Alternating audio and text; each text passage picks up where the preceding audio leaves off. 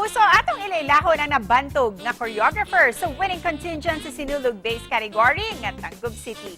We have this morning Mr. Jojin Pascual. Mayong buntag and pit senior, Sir Jojin. Mayong buntag, Cecil. Sir Jojin, una sa tanan, hisgutan ta ang imong pagka-choreographer. Kano sa ka nagsugod ni ini, sir? O kinsa ang dakong impluwensya ni ini para kanimo? Let's put it this way. I started sa Sinulog 1986. 1986, when it was just a starting. I was working with my cousin. You probably heard of him, Clarence Sanchez. We started in 1986. There was a group from Mandaue. No? I'm really from Mandaue. And there was this all-men organization plus a cultural dance troupe which I was involved with, Mandaue Filipiniana. And then, of course, Clarence was part of the all-male organization and also a first cousin of mine. And so, together with the Mandaue Filipiniana Cultural Troupe, we organized my first participation in the Sinulog in 1986.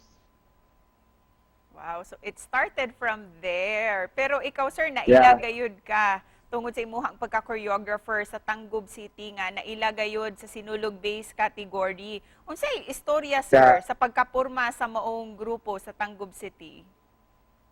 Ang Sinanduloy was already there since 1992. And then when they participated in 1994, 1995, they were doing it all by themselves, no? So they did not import any choreographer or anybody. And then in 2002, they were convinced by the Sinulog Foundation to shift to the Sinulog base. And so Mayor Jennifer at that time was looking for a choreographer. And then the late Ma'am Dali Susara was the one who told her about me and my track record. How do you conceptualize the choreography, sir? Ilabi na that you're handling a huge number of dancers. Well, usually it always starts with what concept I will use. No? And then being a history professor from USC, my basic inspiration has always been history, and of course the Cebuano history, Cebuano culture, but then more often than not, it's more of serendipity. Like when I go to church and then, well, kibaw kanang dili kayo makafocus sa misa, whatever. So, ato ko magtanaw ko sa mga decor, or I listen to the gospel. And speaking of concepts and stories, Sir Jojin, ikaw, sir, say istorya sa debosyon nimo kang Senyor Santo Niño. Well, the truth is, I was never really a devotee. It was never really a devotee. And then,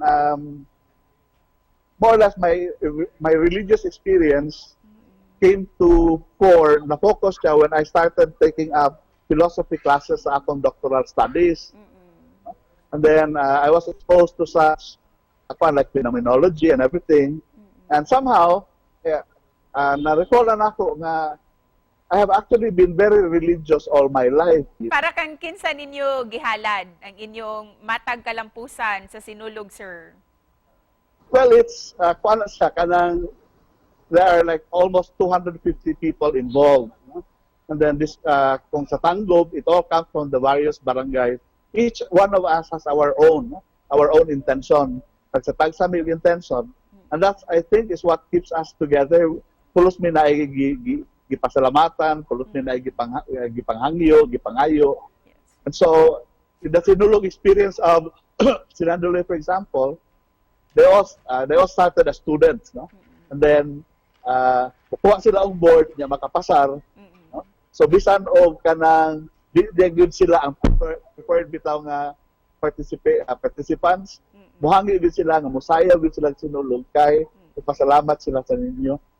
And speaking of different ways, no, sa pagpakita sa debosyon, karon, sir, balik ka sa dakbayan sa Mandaue, isip choreographer nila. Can you share this to us, sir? Say mapaabot na mo.